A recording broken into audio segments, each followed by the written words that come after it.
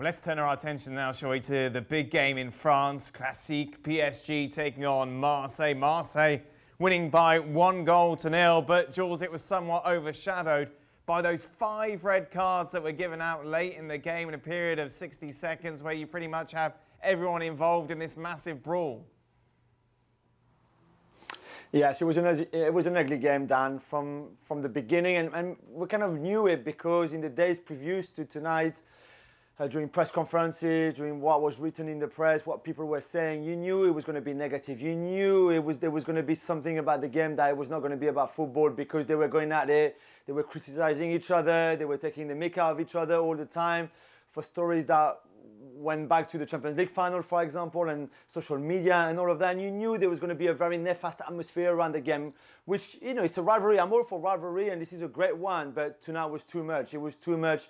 There was too much, too many fouls, too many yellow cards, too many red cards, too many insults all through the whole game, and we didn't see much football. It was certainly not enough football, and I think it's a real shame because it's not even good publicity for Ligue 1, for PSG, for Marseille either. Well done to Marseille, they won, first win in Paris for 10 years. Good on them, they defended well, they had a good game plan. But I think tonight, the loser is really football and French football because that was too ugly. Did they overstep the mark today, Frank? Yes, they all did. Yeah, it was too much. You know, it can be funny at first, you know, and after it goes over the limits, and there are some stuff that I don't accept. I mean, you can have a rivalry, you can have a fight in terms of football where, you know, aggressiveness can happen, you know, in the way that you really want the ball, that it's getting very physical. But it's funny, in that kind of, the type of game that we saw today, it's always the shrimps who wants to show up, you know. I didn't see Kaletacha or Kipembe getting crazy because they're strong and they know what to do. But some others, you know, I don't know why, they always to show up that they're real men.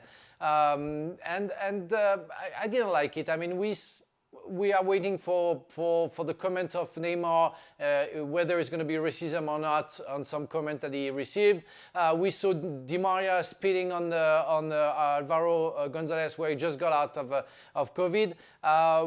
Even the VAR went into that, where Marseille scored a second goal, and obviously there was no offside, but didn't go to the VAR. And we are the last minutes where 5 red cards were given by the ref, who was for me a little bit lost at the beginning. But after, how do you want to ref that kind of game? It's impossible. So it went too far. It went back to the 90s, where Marseille-Paris or Paris-Marseille were ugly games and only about words and tackles. And it calmed down a little bit, but tonight, it was as ugly as it was like 30 years ago. And it's not football. As Jules has the right. The big loser of that kind of game is football. And the concerning thing is, we're hearing reports, obviously we're just recording this after the game, suggestions that Alvaro Gonzalez caught on mic racially abusing Neymar. This is obviously something very much under the microscope in the current climate, and something you imagine he will get punished severely if it's found to be true, Jules.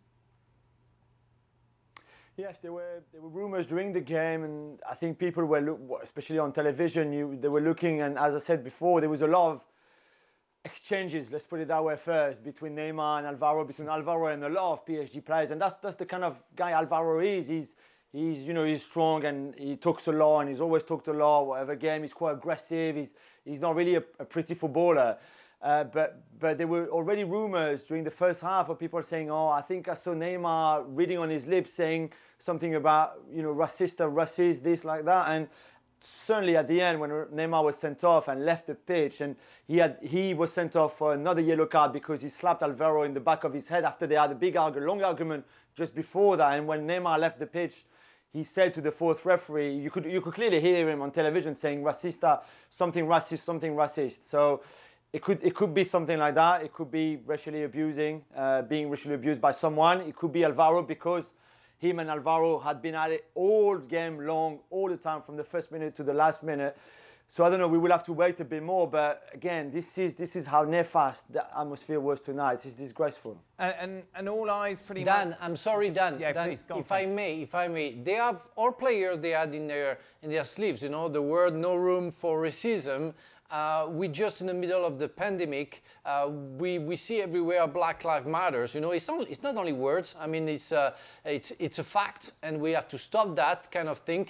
I think if Alvaro Gonzalez really said something racist to Neymar, he should be severely punished, and really severely punished. But I want to know as well what's going to happen to Di Maria, who tried to spit on a player, and unfortunately it's also Alvaro Gonzalez, because we are in the middle of the pandemic. So I think we cannot dissociate those two problems, you know, those two big problems. People have to stop insulting other colors, and people have to take care of the others because of the pandemic. And those players have to be severely punished. And this after last month, Jules, where Ligue won so many friends given their run in the Champions League. Yes, it's a real shame, Dan, because it was the right time to build on that success from Lyon and PSG, to build on showing people what a good league it is, because it is good league. You've got talented players. We saw Layvin Cardona, the Brest striker tonight, this afternoon, scoring an incredible volley, one of the goals of the season, all league together. And yet in the evening, in the big game, the game that was broadcasted in over 150 countries in the world, you have that spectacle.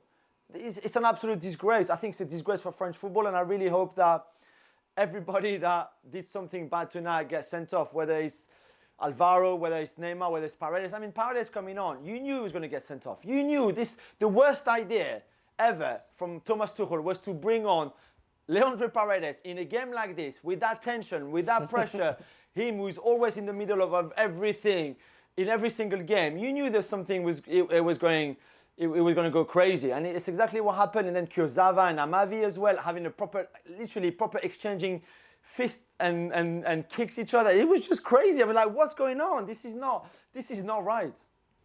This is now PSG's second consecutive game without a goal, Jules. How much do you excuse the fact, obviously, that Corona hit the squad hard, or how much is this a hangover from the Champions League? How do you explain this?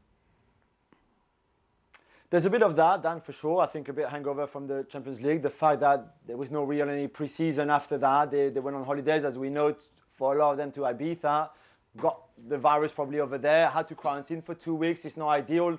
Neymar, Di Maria only had one training session before the game tonight in the last 2 weeks.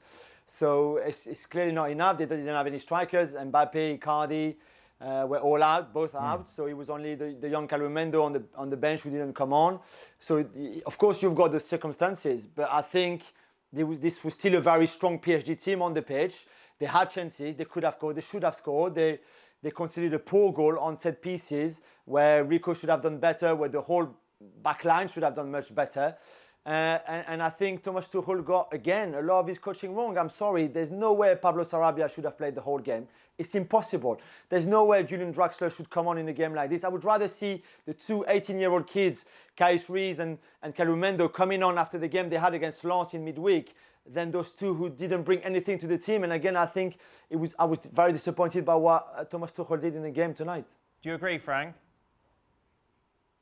Yes, it's a mix of a little bit of everything, you know, where it's true. It's after the Champions League, the holidays, the Corona with 7 players infected and everything, and then you go back to a squad where you say, oh yeah, you don't have the 7 players, but still, you know, you have like 25 players. Everybody almost in the world would love to have, and they should be capable of beating Lens and Marseille. So I'm not worried about Paris Saint-Germain, and I think they're going to win the league when everybody's going to be back and they're going to get better. It's kind of a hangover, as Jules said, but it's true that there are so many mistakes, and when I see some players losing their mind but losing their football as well, like I saw tonight, and it's true, Draxler is the best example. You know, that guy, I remember like 2 years ago, was the captain of Germany when they won the Confederation Cup and were facing so many promises, where now, well, he missed the ball. Even a guy who just starting playing football couldn't miss. So it's a big problem. When I see Kimpembe, you know, on the goal, you know, not covering in a free kick his defense and checking Thauvin, I mean, that's a primary mistake that you normally don't do. So there is a problem. They have to solve it. Again, I'm not worried about Paris Saint-Germain. They're so much above any other team in Ligue 1, but they have to rectify a little bit of something.